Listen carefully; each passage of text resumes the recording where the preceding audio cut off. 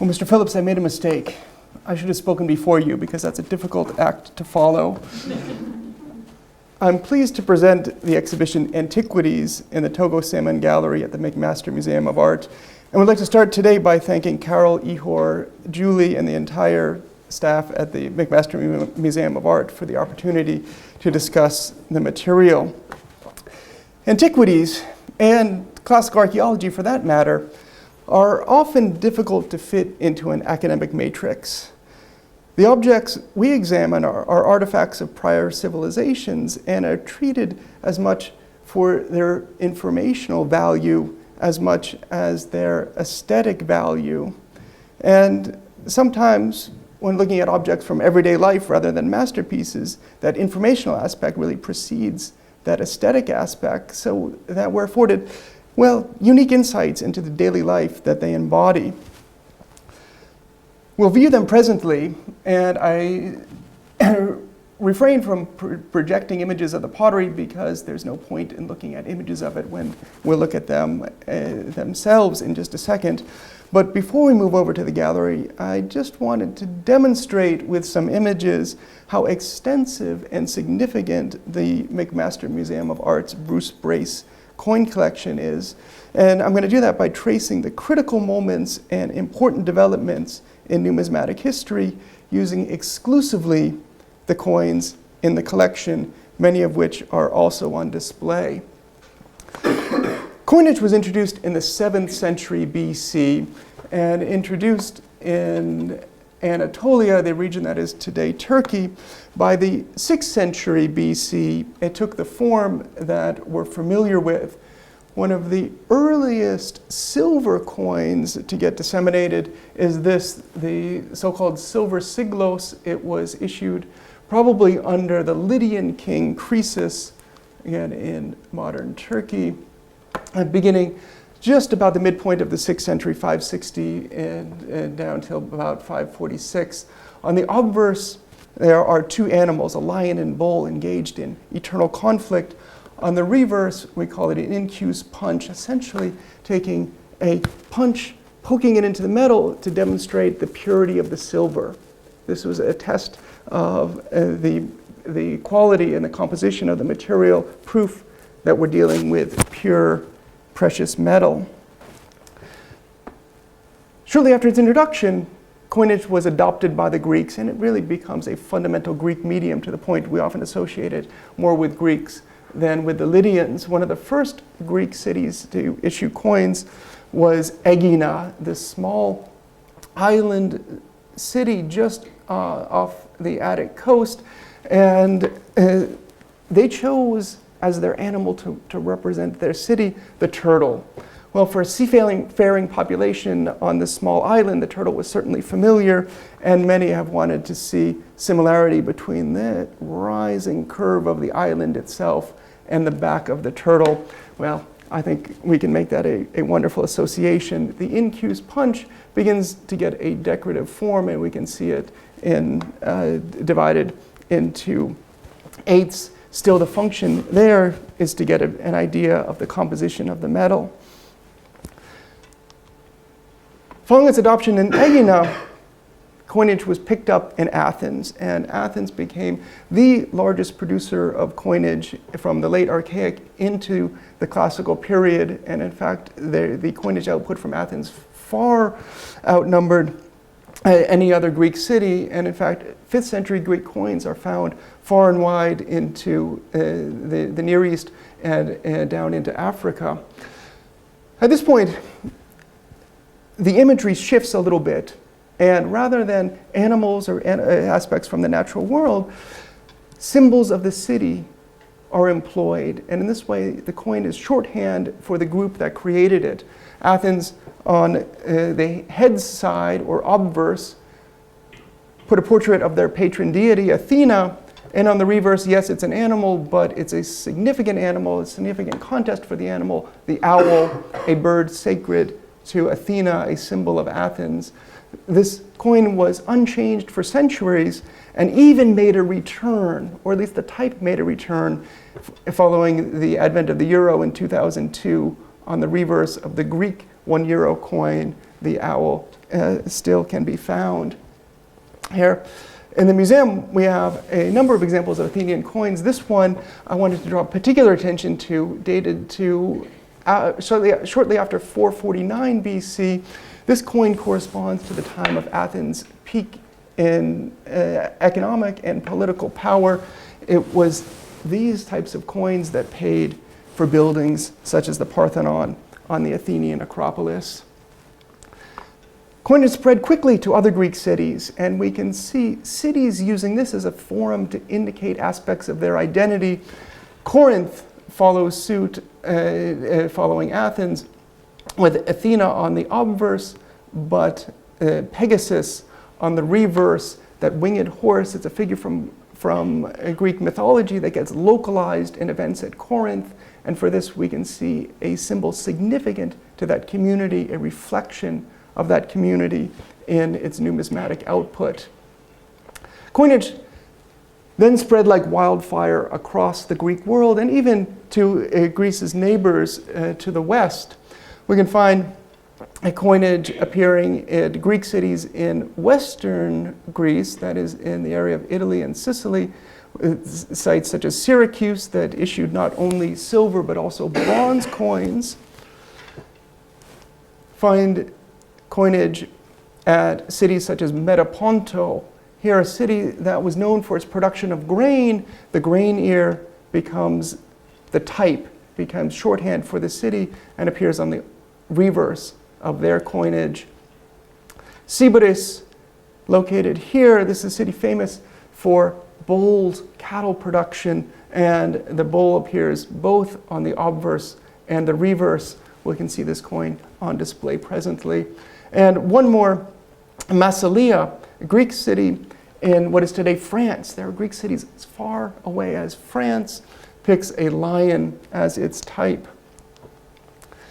The next significant development in coinage in the Greek world comes with the Macedonians and the transformation of a Greek world full of independent city-states to one unified kingdom under the Macedonians.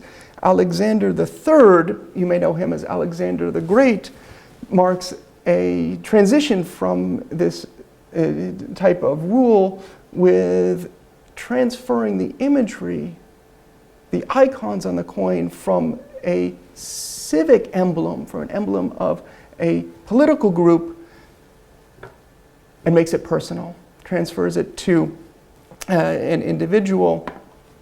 He, on this coin, produces his name on the reverse. Again, we can see this in the cabinet, Alexandrou.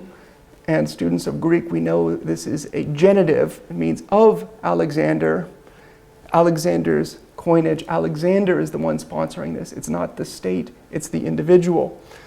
Despite this personalization, the types still pertain to Greek mythology, and Heracles appears on the obverse, Zeus on the reverse. Portraiture will come a little bit later, and in fact we can see it introduced by the Romans. Before too long, the Romans begin issuing their own coins. It begins with a variety of types in different materials, but by the end of the 3rd century, they had settled on one particular denomination and one particular type. We call it the Denarius, introduced about 211 BC.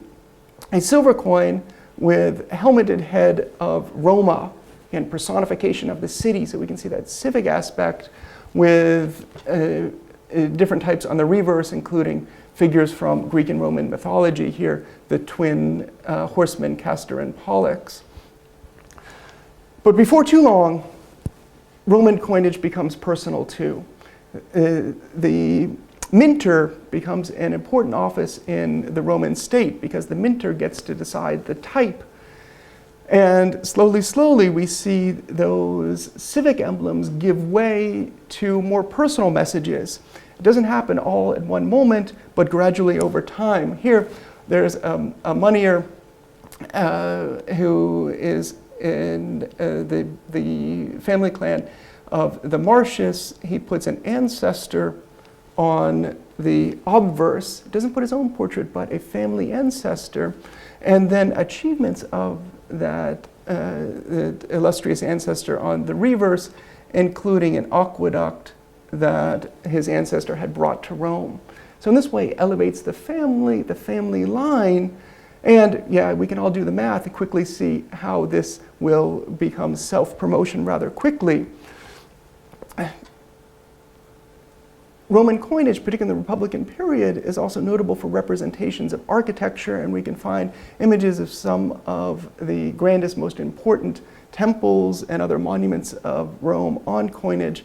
One example from a coiner, M. Voltaeus, a large temple appears on the reverse. We can identify this with the temple of Jupiter Optimus Maximus Capitolinus, Jupiter the greatest and the best on the Capitoline Hill, the largest temple in the city. This is the monument. It's recalled in Roman coinage. With Augustus and the shift from the Roman Republic to the Roman Empire, we can see that iconography, the images, become political and at the same time become personal. Augustus was not the first individual to put his own image on. Caesar did appear on coins just at the last months of his life.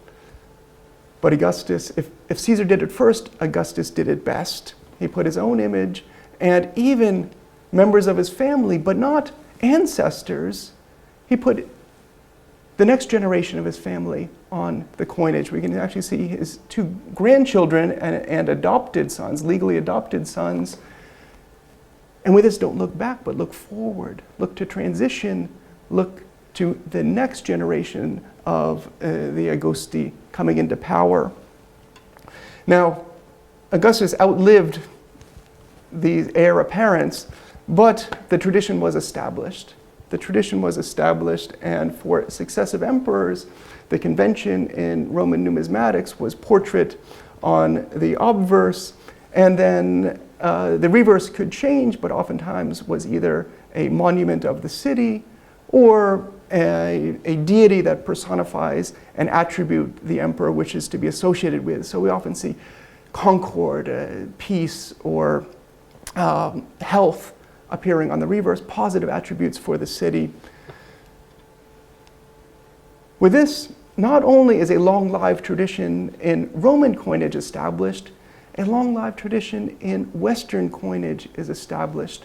The head of state goes on the obverse in a recognizable fashion. And, well, I'm tempted to say the rest is history. We can see how this tradition has been maintained at least up until the present day.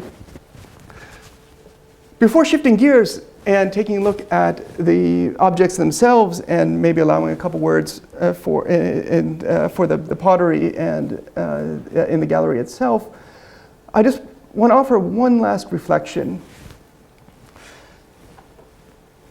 We're all acutely aware of the transformative moment that higher education is undergoing. There's a discussion on campus, off campus, and in the general population. Universities are making a push, and also sometimes being pushed, to reevaluate the classroom and the student experience. We're constantly being asked whether we are using the most effective methodologies available to us and whether these methodologies produce the best students. Spoiler alert, YouTube lectures are not going to be the answer. In the end, we're in a moment of transition. We're in an era of multimedia communication, and as a whole, the academic world is taking a look, reevaluating the best way to engage students and to ensure that the material presented is made meaningful to them, that is internalized, useful, and retained even beyond the test or final exam. Oftentimes in the classroom, I lament that all I can do is show images of artifacts and discuss them. So essentially the classroom is a one-way street of communication. The museum makes it a two-way street. And not just a two-way street, a 6-lane high-speed speed pass 407 highway is envious. fast lane for education. The museum creates a forum to interact with the vessels, to see them, to satisfy your own curiosity upon autopsy, viewing them, and then let them tell their stories. And in doing so, they impart important information regarding the past cultures they represent.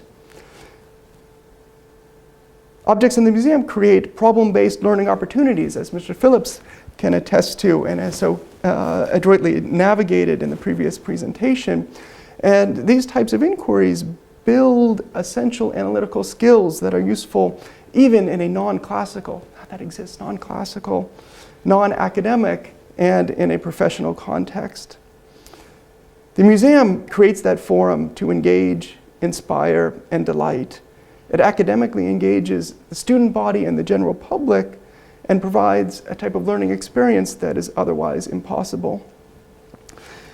The university will undoubtedly continue to do what universities do, which is create committees and working groups to discuss with the aim of examining the challenges of higher education in the 21st century. But in truth, the answer is right there in front of them. The engaging, interactive forum that they're seeking is already known. It's right here, and it's called the McMaster Museum of Art. Thank you.